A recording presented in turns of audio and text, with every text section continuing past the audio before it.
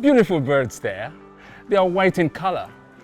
If you remember the last time we were here, we brought you a different color, and those were the brown ones. But today we are dealing with the broiler breeder section of this poultry farm. Broiler breeder section, I have very little or nothing to say about it because we have experts and professionals who will walk us through all processes that take place here. This is Green 360, the world of agriculture, where we bring you all aspects of agriculture. And I'm your host, Michael Nath. We're back in a minute.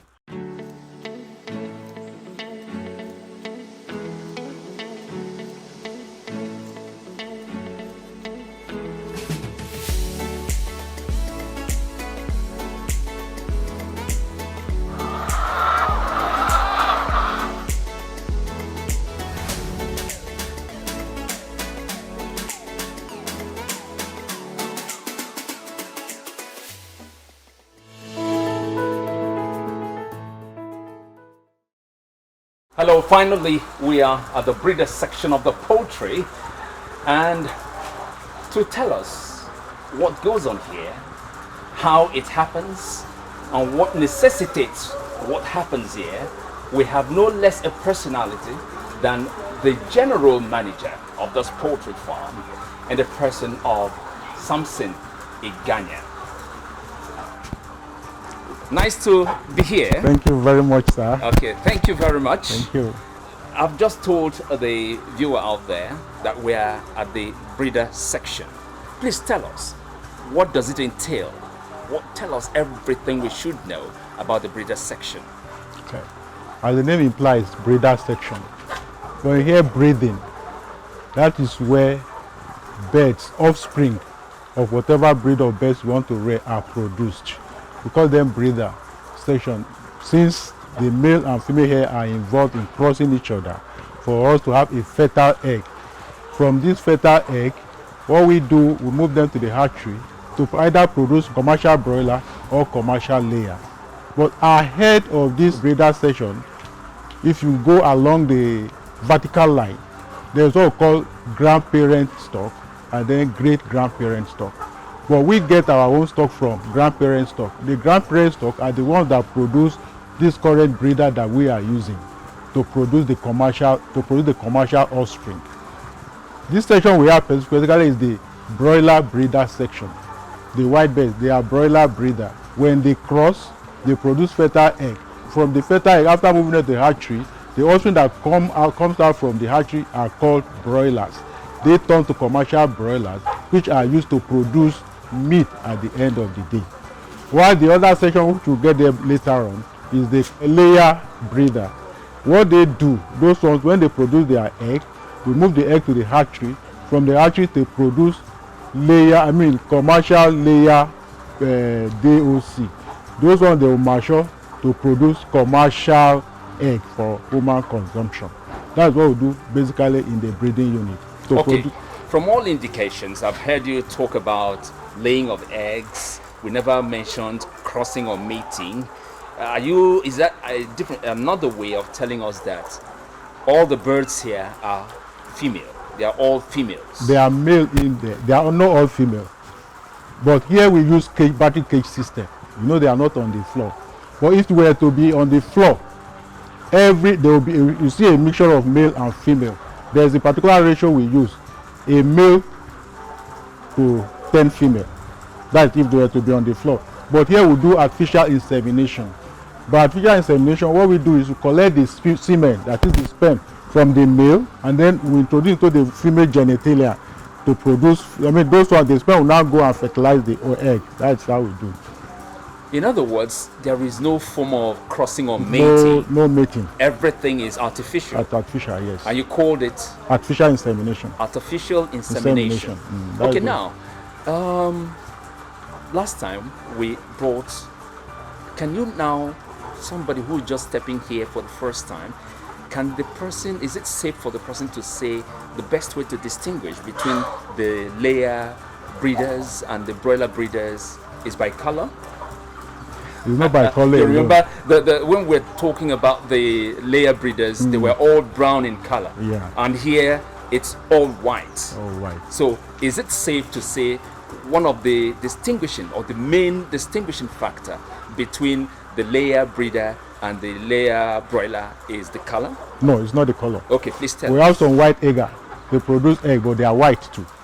We have like nether black. They produce egg, but they are black. It's a matter of genetic manipulation. But majorly broilers are always majorly white. But it doesn't mean that all white birds are broilers. It doesn't follow like that. It's a genetically make up situation, that so to say. Color is not the main thing. The main thing is what the birds are made of. It is the breeder that will tell you, okay, this bird it could be brown, and they will call it a commercial broiler. Color has not got nothing to do with it. So once in the market, you can't distinguish these things by color?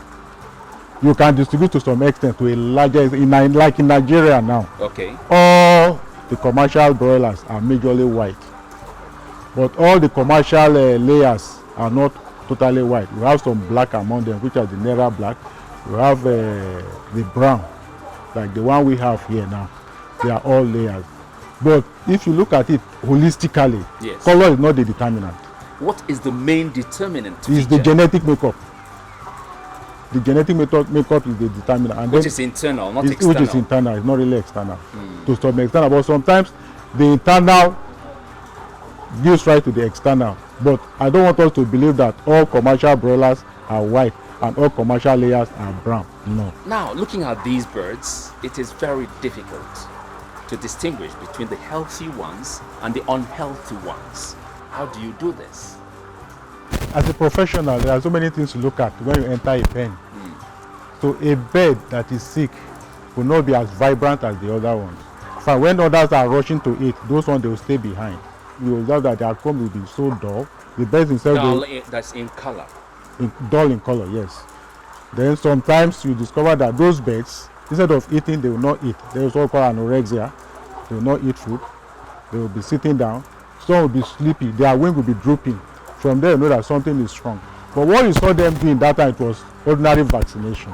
We prevent diseases by vaccinating. You know, there are some diseases that don't have any cure, like viral diseases. I was going to come to that to ask you Okay. what kind of diseases affect the birds. Okay. But continue from where you started. There are some diseases that don't have any cure. You can't medicate them.